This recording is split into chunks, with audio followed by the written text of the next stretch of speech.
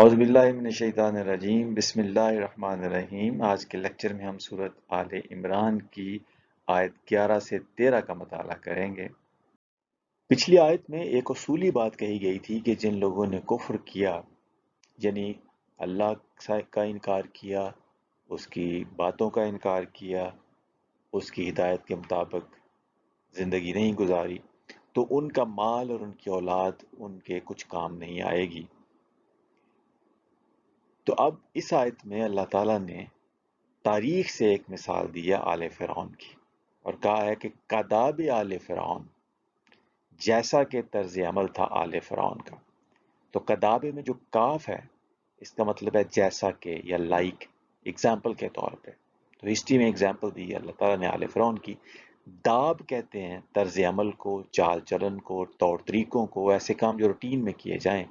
تو ان کی روٹین، ان کے طرز عمل، ان کا چال چلن جو تھا، وہ اس کی مثال دی ہے کہ کداب آل فرعون، کہ آل فرعون کا جیسے طرز عمل تھا، والذین، اور وہ جو من قبلہم، ان سے پہلے تھے۔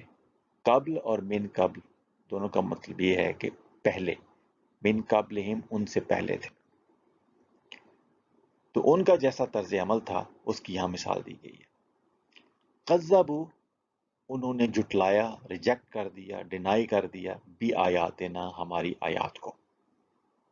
تو قذبوا کے بعد پریپوزیشن بی ہے، بازر بی، آیات نا، ہماری آیات۔ تو جو ہماری نشانیاں تھیں، ہماری سائنس تھیں، ہمارے ورسز تھیں، یا ان ورسز میں جو احکامات دیے گئے تھے، اللہ تعالیٰ نے کہا کہ انہوں نے جھٹلا دیا، انہوں نے کہا یہ سب جھوٹ ہے، ڈینائی کر دیا، ریجیکٹ کر دیا، یہ فرعون کے پیروکاروں نے بھی اور ان سے پہلے جو لوگ تھے۔ تو پھر کیا ہوا؟ فَأَخَذَهُمُ اللَّهُ، تو اللہ نے ان کو پکڑ لیا۔ فا، تو، آخذہ، پکڑ لیا، ہم، انہیں، اللہ، اللہ نے، تو اللہ نے انہیں پکڑ لیا۔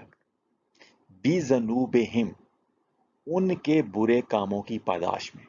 جو بِذُنُوبِهِمْ میں جو بازر بھی ہے، یہ وجہ یا بدلے کے لیے ہے، سبب بتاتی ہے کہ اللہ تعالیٰ نے کیوں ان کو پکڑا، اس کا سبب کیا تھا، یا کس چیز کے بدلے میں پکڑا۔ تو بدلہ تھا یا سبب تھا ان کے ذنوب کا، ذنوبہم، ان کے ذنوب۔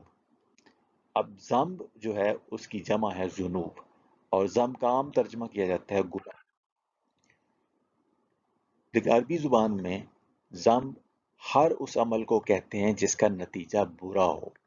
زانبن کہتے ہیں دم کو، تو جیسے کسی جانور کی دم اس کے پیچھے ہوتی ہے، اس طریقے سے ہر کام کا نتیجہ بھی اس کے پیچھے پیچھے ہوتا ہے۔ تو ہر وہ کام جس کا نتیجہ برا ہو، اس کو ذم کہتے ہیں، یا برے نتیجے والے کام کو ہی ذم کہتے ہیں۔ تو اللہ تعالیٰ نے انہیں یوں ہی نہیں پکڑا، بلکہ اس کی ایک وجہ بتائی اللہ تعالیٰ نے کہ ان کے جو برے کام تھے اس کی پاداش میں، یا اس کے کانسیکوینس یا اس کے رزلٹ کے طور پہ اللہ تعالیٰ نے پکڑا۔ تو اللہ تعالیٰ جب کسی قوم کو پکڑتا ہے، اس کی پکڑ کرتا ہے، اس کو عذاب میں مبتلا کرتا ہے، یا اس کا زوال ہوتا ہے کسی قوم کا، تو اس کی کوئی وجہ ہوتی ہے، اس کے لیے کوئی قانون ہوتا ہے جس کے مطابق جو ہے قوموں کا عروج و زوال ہوتا ہے۔ تو یہاں بھی اللہ تعالیٰ نے بتایا کہ ان کو ان کے برے کاموں کی پاداش میں اللہ نے پکڑا۔ واللہ شدید العقاب، اور اللہ بہت سٹرکٹ ہے۔ شدید کا مطلب سٹرکٹ بھی ہے، ٹف بھی ہے، اور سخت بھی ہے، کہ اللہ بہت سخت ہے، سٹرکٹ ہے۔ العقاب، ریٹریبیوشن میں، مکافات عمل کرنے میں، پاداش جرم کرنے میں، عمل کا نتیجہ برآمد کرنے میں اللہ تعالیٰ بڑا سٹرکٹ ہے۔ جو عقاب جو ہے، اس لفظ کا مادہ وہی ہے جس سے لفظ ہے تعاقب۔ تعاقب کا مطلب پیچھا کرنا۔ تو جو عقاب ہے، یہ ہے کسی جرم کا جو نتیجہ ہوتا ہے وہ اس کے پیچھے پیچھے آتا ہے، اس کو فالو کرتا ہے۔ یا کوئی بھی کام ہو تو اس کا جو کانسیکوینس ہے، کوئی بھی ایکشن لیا جائے، اس کے پیچھے اس کا کانسیکوینس آتا ہے، تو اس کو ہم کہتے ہیں عقاب۔ تو مکافات عمل یا جرم کی پاداش کو بھی عقاب کہتے ہیں۔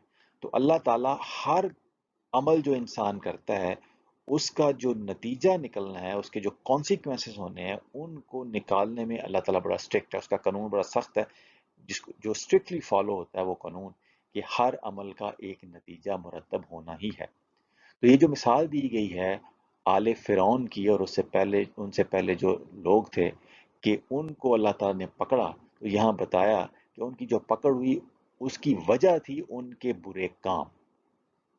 اور چونکہ اللہ جو ہے وہ بڑا اسٹرکٹ ہے ہر کام کی پاداش کرنے میں، ہر عمل کے نتیجہ نکالنے میں، ہر عمل کا نتیجہ نکل کے رہنا ہی ہوتا ہے، تو اس لیے جو فرعون کی قوم تھی ان کو بھی ان کے ذنوب یا ان کے برے کاموں کی پاداش میں اللہ تعالیٰ نے پکڑ لیا۔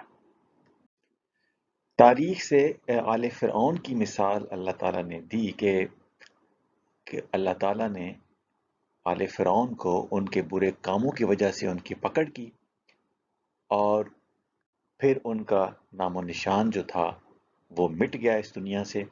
ایک وقت تھا کہ انہوں نے بنی اسرائیل کو اپنا غلام بنا رکھا تھا اور خود وہ رول کر رہے تھے، حکومت کر رہے تھے، لیکن ان کے برے کاموں کی وجہ سے وہ زوال پذیر ہوئے اور آج دنیا میں ان کا نام و نشان نہیں۔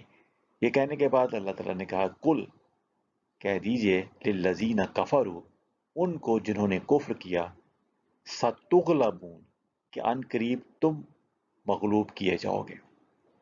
یعنی جس طرح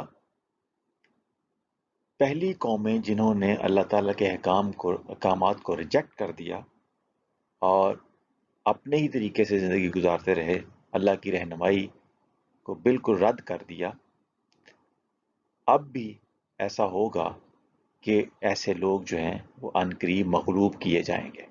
تو قل کہہ دیجئے للذین کفروا، ان کو جنہوں نے کفر کیا، ستغلبون عنقریب تم مغلوب کیے جاؤ گے۔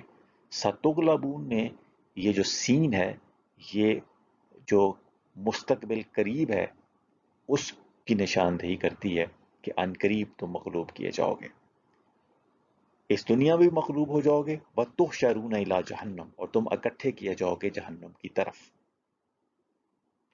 تو اس دنیا میں بھی میدان جنگ میں جب لوگ اکٹھے ہوتے ہیں تو اس کے لیے بھی حشر کا لفظ آتا ہے، اور مرنے کے بعد بھی جب لوگوں کو اکٹھا کیا جائے گا تو وہ بھی ایک حشر کا دن ہوگا۔ تو یہاں کہا گیا ہے کہ وَتُحْشَرُونَ إِلَىٰ جَهَنَّمَ، اور تم اکٹھے کیے جاؤ گے جہنم کی طرف، وَبِئْسَ الْمِہَادُ، اور کیا ہی برا ہے ٹھکانہ۔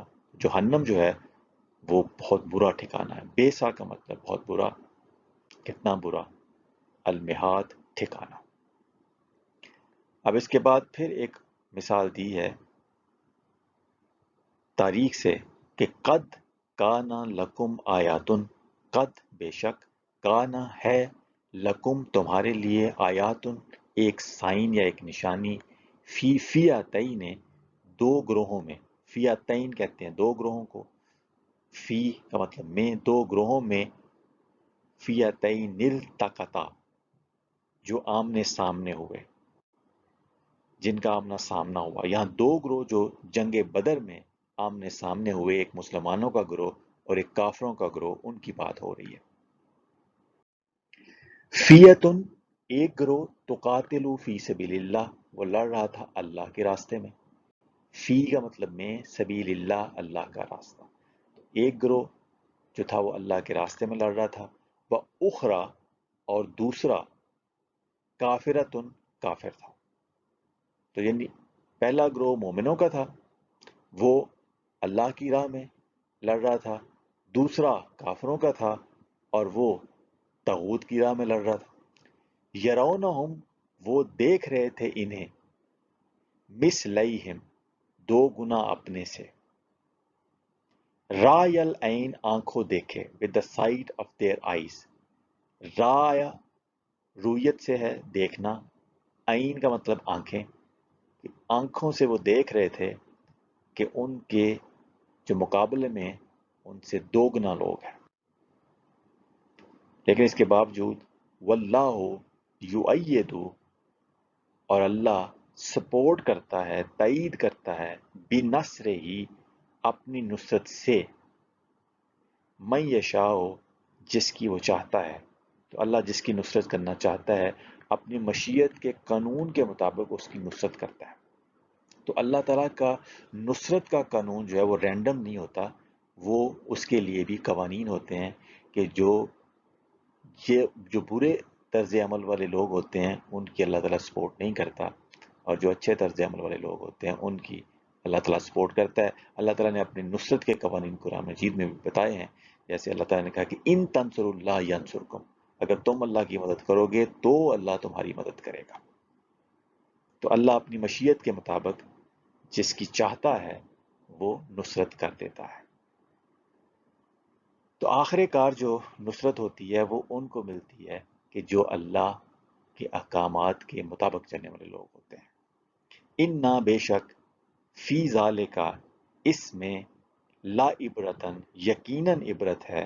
یہ لا عبرتن میں جو لام ہے اس کا مطلب یقیناً، شورلی، لی اول الابصار، صاحبان بصیرت کے لیے۔ تو لام یا لی جو ہے یہ کے لیے یا فور، اولی ابصار بصیرت والوں کے لیے یا صاحبان بصیرت کے لیے۔ وما علینا الا البلاغ المبین۔